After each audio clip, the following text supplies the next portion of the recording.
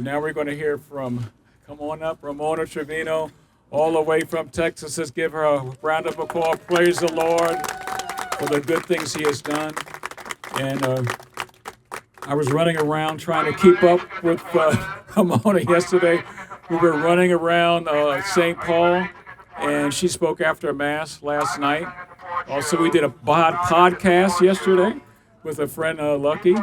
And then also, she's just been a wonderful, if you ever got the podcast, who gets the podcast because they listen to her over Facebook, her with Sean Carney and Steve Carlin, and Ramona gets in there. We learned about her witness, how Christ got her out of the abortion industry.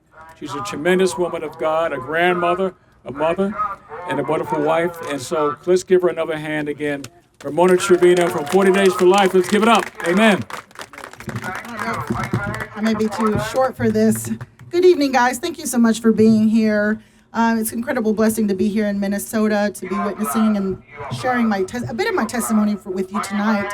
I think, I should start off with the best news that we have on day one, which is we have reports of five babies that have been saved today on day one of the campaign, which is a tremendous blessing. So the one here in St. Paul, the other report came in this morning from Fort Lauderdale, Florida. We had two others that were saved in Stockton, California, and then one who was born in Medellin, Colombia. So we are blessed to have that report to you. And then there were 4 saved yesterday in Milwaukee during the 365 campaign. So praise be to God. As Brian mentioned, I have the blessing of serving as the outreach director for 40 Days for Life, and the blessing of traveling the country. Yeah, move in. The blessing of traveling the country, visiting vigils, inspiring people just like you to continue to do what you're doing. Because if it wasn't for people like you on the sidewalk who have to deal with the persecution, the ridicules, the nonsense that we're dealing with this evening, if it wasn't for people just like you, I would not be standing here, a woman whose life has been converted and handed over to Christ. Because sadly, I once championed a woman's right to quote unquote choose as well. 14 years ago, you guys showed up outside of my former Planned Parenthood. And you literally prayed me and loved me out of the abortion industry.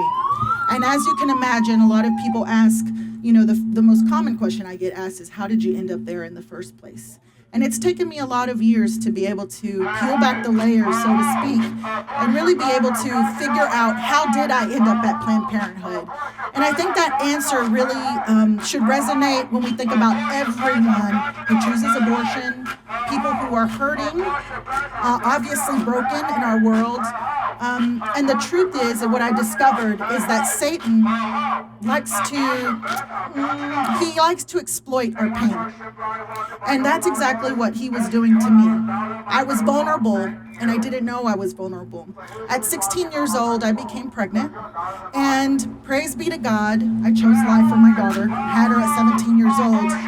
My parents never, ever considered abortion for me. The father of my daughter wanted me to have an abortion, but I didn't have it. And I think because I didn't go through with that abortion, he resented me.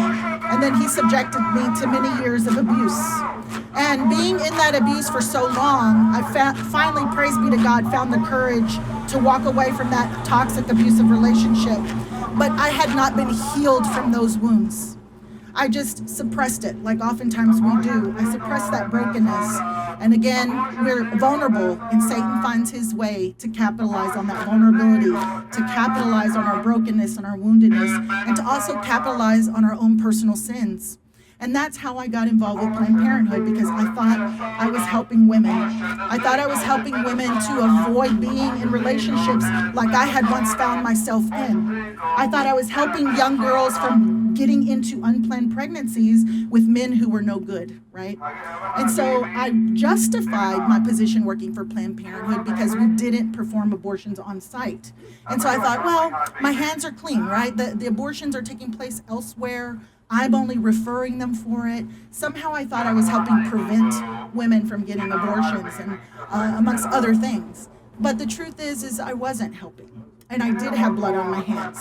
Only I didn't really want to face that fact, right? And because I didn't want to face that fact, I continued to suppress that reality.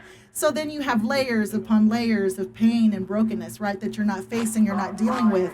And I remember the first time that actually referred a young woman for an abortion. Was probably there maybe 2 weeks, and I was still on hands training and things like that. But this young woman, she was a college-age student who came in with a boyfriend.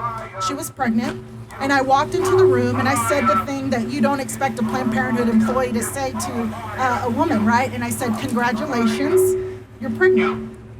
In my mind, I thought this really was about choice, because that's what we believe, right? That's the lie we're being sold. This is all about a woman's quote-unquote right to choose.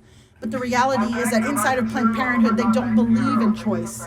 They only believe in abortion. There's no trying to empower women to have their babies, or convincing or telling women that they're strong enough and capable to have their babies. And if anything, we hear the comments about racism and whatnot, but yet I say to everybody who supports abortion, anyone who supports abortion is a racist, because there's nothing more racist than this organization that is Planned Parenthood. The Black population accounts for 13% of the population. The Latino community accounts for 20% of the population. And together, 63% of the abortions are on those two races combined. So tell me, who is racist here, right? This organization is racist, and those who support abortion are racist. We don't want to see any babies dying, but we know that the Black community and the Latino community are being attacked directly by the abortion industry. And I'm here to put a stop to that. That's what brings me here to the sidewalk. That's what brings me into the pro-life movement, is to say no more. We can't have this anymore, because violence only begets more violence. And there's nothing more violent than a mother taking the life of her own child.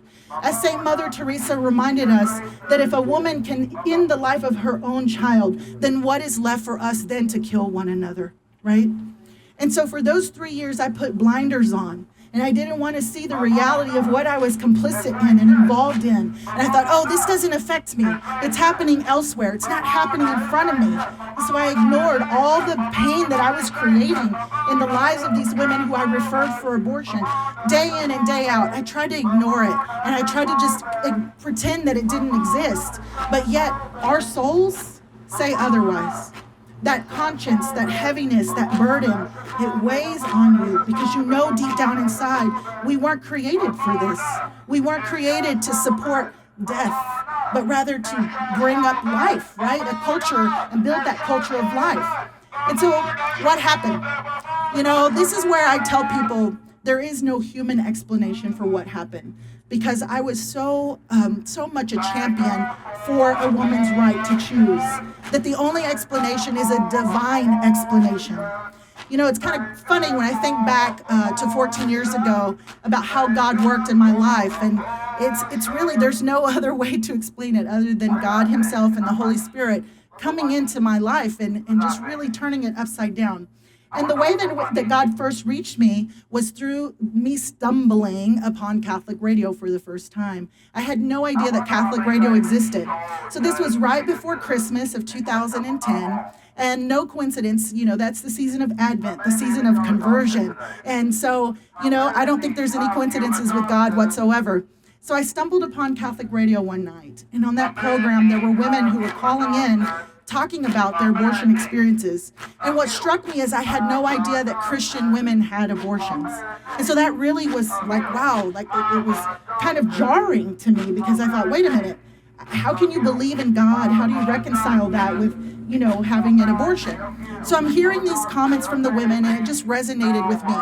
That was the first seed that God planted. And then over time, I continued to do the thing you probably shouldn't do if you work for Planned Parenthood, which is listen to Catholic radio on your drive to and from work, right? And so I'm listening to all of these stories and listening to the church's teaching on the sanctity of human life. And I'm just kind of soaking it all up. And then over time, let's see, that would have been December. So December came and went, New Year's came and went. I'm still listening to Catholic radio. I'm still at Planned Parenthood, questioning my life's decisions at that point. And then there was an expose that Live Action was released in January of 2011. And that expose was showing Planned Parenthood employees across 13 states aiding and abetting in underage sex trafficking. And the response by Planned Parenthood was that they were going to train their staff across the country on how to report that. except for that wasn't a training. Rather, they trained us on how to not get caught. And so at that training that I attended, they were showing us the videos, and then when it was over and they stopped the videos, I thought, okay, now they're going to move on to the training portion of this, right? Instead, they just turned on the lights and said, does anyone have any questions? And I raised my hand and I said, I have a question. Like, I understand all of this, right? But what am I supposed to do as a clinic director to bring back policies and procedures back to our clinic in case this really happens? And they said, Ramona, we're not here to discuss that. We're here to train you really on to identify whether someone's coming in to videotape or who's working undercover. And it was in that moment that I really understood who this organization was to its core. And, a couple of weeks passed, and then I heard an advertisement on Catholic radio that a 40 Days for Life prayer vigil was going to show up in front of my former workplace. And I paused and I thought, no, this can't be true. What in the world is this organization, this group of prayer vigil, people like this prayer group, right? What are they going to be doing outside of my facility? Because number one, I thought, well, we don't do abortions here, so it's kind of a waste of time. But as the Lenten campaign approached, God was softening my heart and warming my heart to this idea that maybe this was a sign from God. Maybe he was placing these people there so that I could go out and ask for prayers. And that's exactly what I did. On the third day of the campaign, I looked out the window and I saw one woman standing on the sidewalk. And I thought, today's the day. And I walked out, I found the courage to walk over to her, introduce myself, and ask if she would pray for me. And she did. And then during that conversation, the leader of that 40 Days for Life campaign, Jerry, pulled up. He introduced himself. We began to talk. And then he asked for my resume and then said that, he would be happy to circulate it, try to help me find another job, get out of Planned Parenthood. For the next 40 days, when I tell you that I became a believer in the power of prayer, it's not an exaggeration, because there was a shift in my life in a way that I cannot describe. I felt this immense joy where there was really so much pain that was going on inside of this building. And I want people to understand that this is such a dark, dark place. There's no light there. Everyone who works there is toxic and unhappy and miserable. And I was toxic and unhappy and miserable until 40 Days for Life showed up. And they brought the light of Christ into my life. And I'm going to cry because it's very special.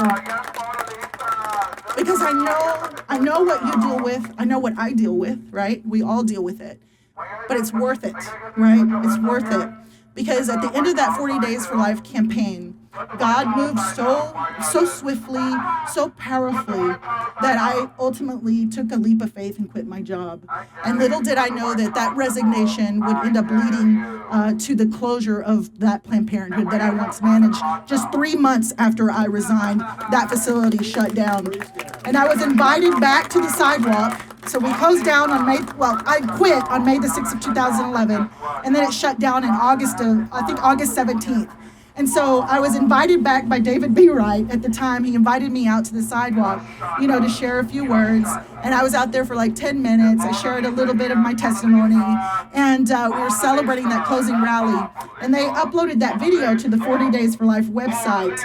And the first response that I got was from a young man who said he was an atheist and he was from Australia. And he chimed in and he commented, because of what happened with me, he was converting to Christ.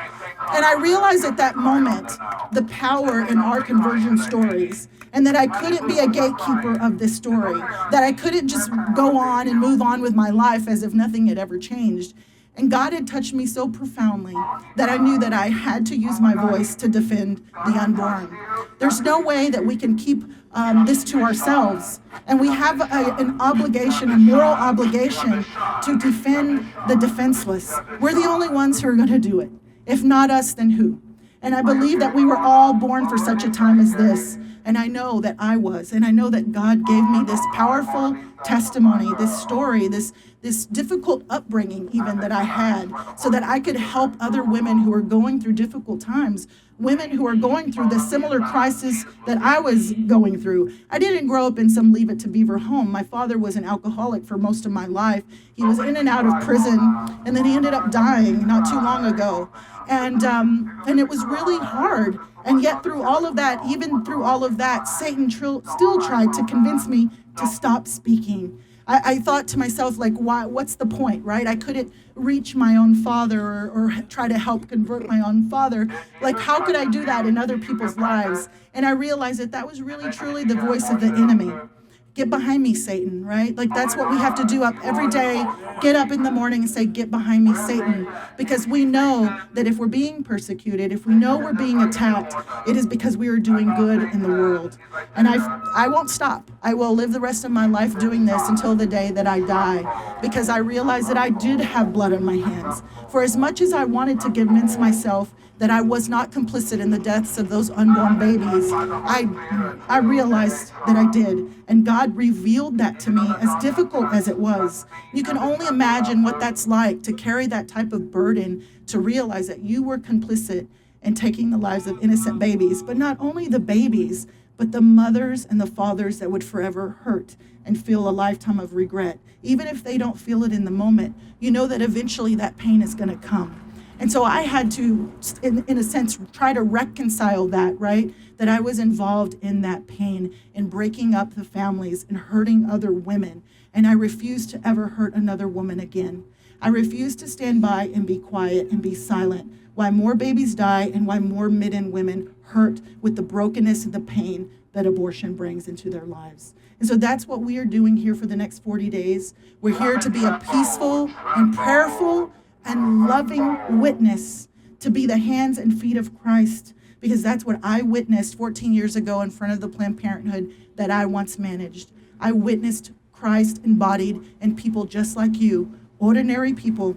And because of people like you, not only was I converted, but I have 3 children who are alive today because I had that conversion. So when I look at our 3 kids, our 3 youngest children, I look at them and I think, they wouldn't be here if I was still working for Planned Parenthood. So oftentimes we limit ourselves to thinking of a baby saved by abortion, right? Like that a baby that was going to be aborted is saved. But we never stop and think about the impact that our witness has on changing hearts and minds, not just the people working inside, but also the people driving by. The witness and the power that we have in our witness to change their hearts and minds, and the impact that will have for generations to come, the impact for generations. So it's not just limited to these amazing babies that have been saved, but lives that have been saved for generations when women and men choose to have families, when they say yes to the gift of life, when their hearts are converted. And so I'm just so blessed to be here with you. Please continue to pray for me as I continue to do this work with 40 Days for Life. This organization is so near and dear to my heart. And as we kick off this first day campaign in 671 cities worldwide, you know, think about how you're linked arm in arm spiritually.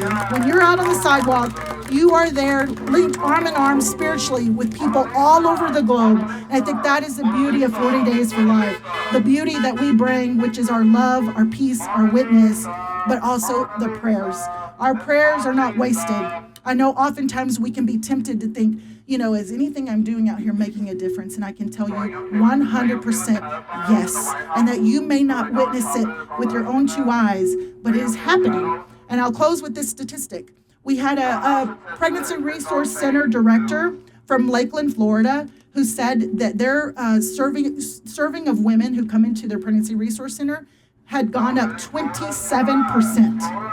27% in an uptick in the women that they see during a 40 Days for Life campaign. That means that you may not witness the saves, but the Pregnancy Resource Center are witnessing women coming in more often during a campaign than any other time. So that means there are so many countless babies who are being saved that we will never know about this side of heaven. So as Mother Teresa said, we are not called to be successful, we are called to be faithful. So I call you this 40 days to be faithful, to trust in the Lord, to trust that your prayers are effective, and that our fasting will drive out the demons that need to be driven out. Thank you so much for being here. God bless you guys.